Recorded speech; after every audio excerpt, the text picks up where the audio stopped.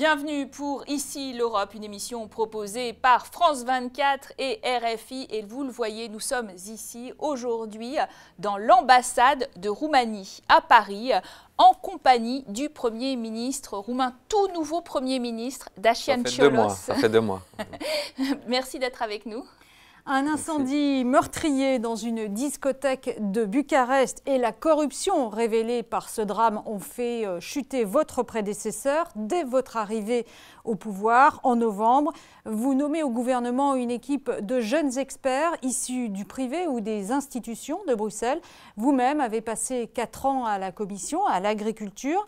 Vous avez maintenant la lourde tâche dans votre pays de mener de front des réformes économiques et la lutte contre la corruption. Alors c'est votre première visite officielle en France et après les terribles attentats du 13 novembre, comment vous avez trouvé ce pays que vous connaissez bien? Tout à fait, ces terribles attentats qui nous ont affectés tous, pas seulement la France et pas seulement par la solidarité, mais puisque ces derniers attentats du Bataclan ont eu comme victime aussi 2 Roumains. Donc tout ça pour dire que nous comprenons bien ce que le peuple français vit et nous sommes à son côté dans les démarches qui sont entreprises pour assurer la sécurité des citoyens et montrer que le terrorisme n'arrivera pas à nous empêcher à vivre notre vie en paix comme on le souhaite.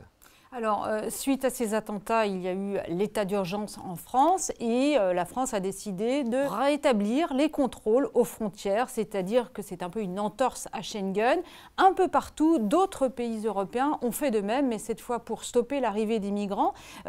Est-ce que l'espace Schengen n'est pas en train de disparaître? Je crois que nous n'avons pas l'intérêt de le faire disparaître, qu'on soit parti de l'espace Schengen ou pas, puisque l'espace Schengen à côté de l'euro, ce sont au cœur du projet européen, au cœur de cet espace de liberté et d'échange que nous voulons construire dans l'Union européenne. Donc nous devons être tous intéressés pour que l'espace Schengen perdure. Mais il est menacé, vous reconnaissez en ce moment. Il est menacé, mais aussi parce que peut-être on n'est pas encore en mesure de bien contrôler les frontières de l'extérieur de l'Union européenne. Et je ne parle pas d'un renforcement des contrôles aux frontières, mais je parle tout simplement de l'application des règles européennes, des lois et des règles européennes qui existent déjà depuis des années, mais peut-être aussi qu'on n'a jamais été confronté jusqu'à présent dans l'histoire de l'Union européenne à une telle situation difficile à l'extérieur des frontières de l'Union européenne. Votre pays, voilà 10 ans qu'il est entré dans l'Union européenne, mais il n'est pas parvenu à forcer la porte de l'espace Schengen, justement parce qu'on lui a dit qu'il n'était pas prêt. On est un peu dans la situation où on a rempli les conditions, mais on considère toujours qu'on n'est pas prêt. Bon, il y a eu d'autres conditions qui se sont rajoutées sur le parcours, avec la lutte contre la corruption, le bon fonctionnement de la justice, puisque la Roumanie avait ce mécanisme de coopération, vérification avec la Commission européenne. Ça fait maintenant quelques années qu'on montre des résultats, on montre que la justice fonctionne, que la lutte anti-corruption en Roumanie donne des résultats. Donc je pense que maintenant on a tous les ingrédients pour que cette demande de la Roumanie soit acceptée. Bien sûr qu'on n'a pas l'intérêt de rentrer dans un espace Schengen qui ne fonctionne pas. On ne veut pas rentrer dans l'espace Schengen sur le papier. On veut bénéficier d'une réalité sur le terrain et commencer avec une première étape qui supposerait d'ouvrir les frontières aériennes dans les aéroports. Alors, votre prédécesseur, Victor Ponta, était même prêt à faire des efforts particuliers pour faciliter cette adhésion à Schengen. Il a proposé d'accueillir une partie des réfugiés qui posent tant de problèmes à l'Union européenne.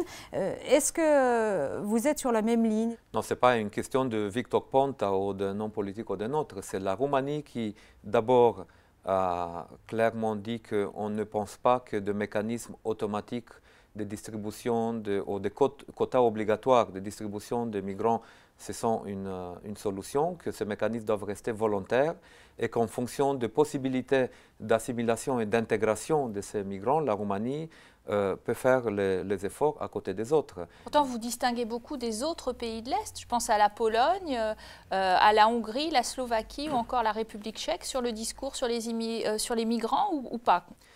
Mais la Roumanie reste circonspecte sur la manière de faire, sur le mécanisme d'assumer et de partager cette responsabilité au niveau européen.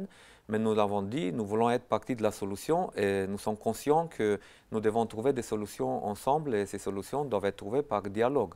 Donc on doit trouver au sein des instances européennes le cadre, le contexte dans lequel chaque pays qui a des craintes puisse s'exprimer pour expliquer les craintes qu'ils ont pour qu'on puisse prendre les décisions ensemble. On parlait de 6 000, vous voulez en prendre combien en fait des réfugiés? Je ne peux pas vous donner un chiffre. Nous avons déjà pris des engagements pour quelques centaines, mais même ces centaines n'ont pas pu être distribuées, et non pas à cause de la Roumanie, mais à cause du fait que ces hotspots, ces points d'accueil et de distribution ne fonctionnent pas. Donc ça montre bien que le problème n'est pas encore notamment dans la décision politique, mais dans notre capacité de faire fonctionner ce type de mécanisme. Alors, l'Allemagne, au départ, a ouvert tout grand ses bras aux réfugiés et aujourd'hui, elle s'interroge après les agressions sexuelles qui ont lieu à Cologne la nuit de la Saint-Sylvestre. On voit même le président allemand parler de limites à l'accueil des réfugiés. On voit que l'Autriche, à son tour, cette semaine, envisage de restreindre le nombre de réfugiés qu'elle va accueillir cette année. La position d'Angela Merkel, pour vous, donc, elle est aujourd'hui tenable ou pas? Je ne sais pas, c'est à Angela Merkel de décider si elle l'assume ou pas. Moi, je vous ai dit, moi, en tant que Premier ministre de la Roumanie, c'est que je peux assumer et c'est que je ne peux pas assumer. On ne peut pas imposer aux autres des choses qu'on ne peut pas assumer soi-même. Alors justement, Manuel Valls, le Premier ministre français, a eu des propos d'ailleurs très alarmistes sur la dissolution possible de l'Europe. Est-ce que vous avez l'impression que cette question des réfugiés est susceptible de faire éclater l'Europe? On est déjà passé, depuis mon histoire européenne, disons, on est passé par d'autres moments de crise. On a parlé de l'explosion de l'Europe ou de la dissolution de l'Europe. C'est un moment très difficile, c'est vrai. Et comme la situation en Grèce et le problème de l'euro, la crise de l'euro, c'était aussi un problème auquel on ne s'était jamais confronté en tant que l'Union européenne. Là encore, on est sur un autre plan, confronté à un problème pour la première fois, si difficile. Mais je dirais, tout ce qui ne nous détruit pas va nous renforcer. Le nouveau gouvernement polonais du Parti conservateur Droit et Justice est sous le feu des critiques des Européens, de ses partenaires depuis plusieurs jours, accusé de remettre en cause la démocratie. La nouvelle Première ministre est venue s'exprimer devant le Parlement européen. Le rappel des faits. Elle est venue mardi dernier rendre des comptes devant le Parlement européen. Beata Szydło affirme être ouverte au dialogue, tout en défendant la souveraineté de son pays. Car pour la première ministre polonaise, les accusations de dérive autoritaire à l'encontre de son gouvernement ultraconservateur relèvent d'affaires internes et de malentendus. Depuis des centaines d'années, la Pologne respecte l'état de droit. Nous sommes l'État qui a promulgué la première constitution en Europe. La Constitution et ses valeurs pour nous sont intouchables. C'est quelque chose de sacré. Nous n'avons pas procédé à des violations d'ordre constitutionnel dans notre pays. La Commission européenne a lancé la semaine dernière une procédure de surveillance de l'état de droit en Pologne, une mesure inédite qui embarrasse le président du Conseil Donald Tusk, lui-même polonais, et qui ne veut pas apparaître comme partisan. Cela est très difficile pour moi.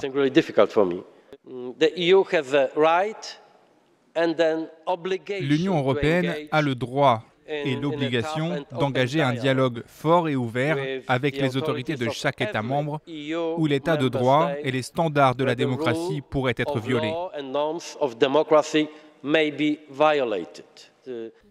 Dans le collimateur de l'UE, 2 réformes controversées adoptées en toute urgence. La prise de contrôle direct des médias publics nationaux et le remplacement de 5 juges du tribunal constitutionnel. La phase 1 de dialogue est ouverte entre Varsovie et Bruxelles. S'il devait échouer, la Pologne pourrait être sanctionnée. Dacian Cioloș, est-ce que l'attitude du gouvernement polonais vous inquiète? Tant que la Pologne est prête à venir expliquer ses décisions et à la Commission à assumer la responsabilité de vérifier de quelle manière ce que la Pologne a décidé correspondent ou pas aux obligations de la Pologne en tant qu'État membre et au respect des traités européens, des valeurs européennes, moi je ne suis pas inquiète. Tant qu'il y a l'espace de dialogue, même quand il y a des problèmes, je ne suis pas inquiète. Mon inquiétude peut apparaître au moment où on ne veut plus discuter et on veut imposer son point de vue à l'autre. Il y a eu d'autres États membres. Vous pensez à la Hongrie de Viktor Orban? Je pense à la Hongrie, même la Roumanie a été attentionnée à un moment donné quand j'étais commissaire, sans avoir une procédure formelle, mais certains commissaires ont attiré l'attention même à la France à un moment donné sur les discours et l'attitude par rapport aux Roms. Donc il y a eu de telles situations. La Commission a le rôle, la responsabilité des gardiens des traités, et la Commission a le droit, comme Donald Tusk le disait, de se saisir quand elle le considère et de demander des informations à un État membre. Le Parlement est une instance où, comme la première ministre polonaise l'a fait, comme le Premier ministre hongrois l'a fait à un moment donné, comme le Premier ministre roumain l'a fait à d'autres moments, de venir s'expliquer et d'avoir un dialogue. Est-ce que l'Europe n'est pas un peu malade de son élargissement rapide, peut-être un malentendu avec ces pays de l'Est qui seraient plus intéressés par un agenda économique européen que véritablement politique? Je ne le crois pas. Je suis de ce pays de l'Est et je connais mes voisins aussi, hongrois, tchèques, slovaques, polonais. Je ne le crois pas. Peut-être que ce processus d'adhésion ou ce processus d'élargissement n'a pas été suivi, on n'a pas eu le temps de le suivre par un processus d'intégration suffisant. On a eu 15 États membres d'un côté qui ont accepté dans le club, 13 États membres qui sont venus après. Donc on avait 15 qui ont passé peut-être plus de temps pour ce processus d'intégration européenne après leur adhésion, après des élargissements successifs.